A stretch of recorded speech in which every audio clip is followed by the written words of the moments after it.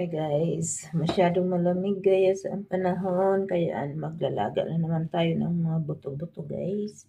May mga konti-konting laman yan at ilalaga natin yan. At napakalamig ng panahon guys. Ayan, meron pa dito. Lalagay natin yan lahat guys. Ayan. So, ilalaga natin yan. Pakukuluan ko yan guys. Tapos, tatanggalin ko ang tubig ng unang pagkukulo at papalitan natin ng malinis na tubig na mineral water na gagamitin natin sa pagpakulo talaga. Ayan, hindi na magkasya. So, tanggal. Hindi, frozen pa kasi guys. So, anuhin ko muna siya para magkasya. So, ayan guys, punong-puno yung aking pressure cooker. Lalagyan ko na yan ng tubig at pakukulaan natin yan at sa unang pakulo ay tatanggalin natin ang tubig at papalitan natin at doon natin siya papalambutin na sa pangalawang tubig na papakuluin. So, ayan guys, wala naman akong masyado guys, ito lang kasi pang-update lang to kay Lolo guys. Maraming salamat. Thank you so much. Thank you so much. Sana lahat kayo guys masaya. Enjoy your holiday and God bless everyone.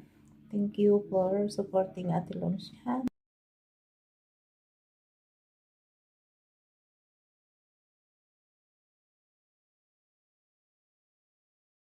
So ayan guys, 'di ba? Ayan yung unang tubig na nilagay ko na pinakukuluan ko yung tatanggalin ko yan guys kasi tingnan nyo itong mga na to. Para mawala yung mga ganyan at yung mga dugo-dugo sa karne. Ayan, tanggalin natin yan at papalitan natin ng tubig. So, ayan guys, nililipat ko siya dyan and then huhugasan ko siya. Bago natin ibabalik sa pressure cooker para tuluyan ng palambutin. Puro buto-buto guys. Masarap yan guys. May sabaw tayo mamayang mainit. So, ayan guys, binalik ko na. Nang hugasan ko, binalik ko na sa pressure cooker. Lagay na natin lahat yan. Ayan. Medyo humupo na. Kanina punong-puno. Pero ngayon may konti ng siya. Ayan guys. Ayan. So, ayan siya guys. Lalagyan natin yan itong mga hahalo natin para sa palambot bago natin isarado yung pressure cooker. Ito yung mga ilalagay ko guys. Pero yung sili ay mamaya na lang kapag luto na yung karne.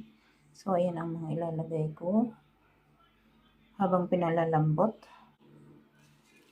Yung laurel daw ng laurel guys. Ayan, nilalagyan ko yan dahil daw yan eh. Maganda yan kapag nagluluto ka na may mga taba-taba para mawala yung mga taba-taba.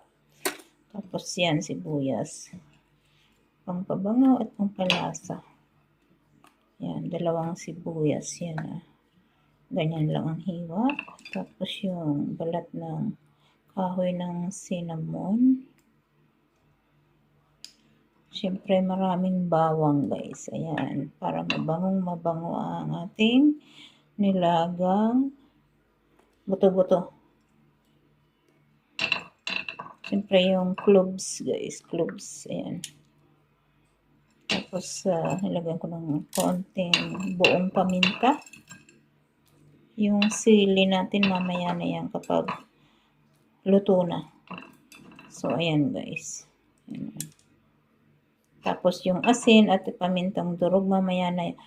Pag luto na yan guys, pag malambot na yan, mga laman-laman na yan sa buto-buto na yan.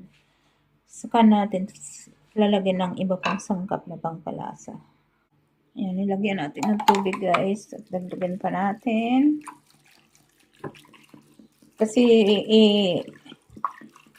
papalambutin natin yan guys ng 1 oras kalahati or 2 oras para okay siya. Yan. Tama na yan. Masyadong na yan. Puno ko na. Para hindi naman umapaw. Ayan guys. Tatakpan na natin. And then, antayin lang natin mamaya yung para maluto. So, ayan, mahigpit na yan. Higpitan ko na yan. At, ayan, hayaan na natin yan dyan na kumulo ng 1 oras at kalahati siguro or mga 2 oras para malambot yung laman sa buto-buto at pati yung ibang buto-buto na hindi pa gaanong magulang ay lalambot din guys kasi masarap yun guys. So, mamaya na namin yan titimplahan kapag lumambot na. So, hanggang dito na lang guys. Maraming salamat. Yun lang ang aking ma-share. Pang-update na rin kay Lolo. Thank you so much. Maraming salamat sa inyong lahat. Sa lahat na nagsusuporta sa channel ni Ate Lawrence. Thank you so much. See you guys. God bless everyone. Happy holiday.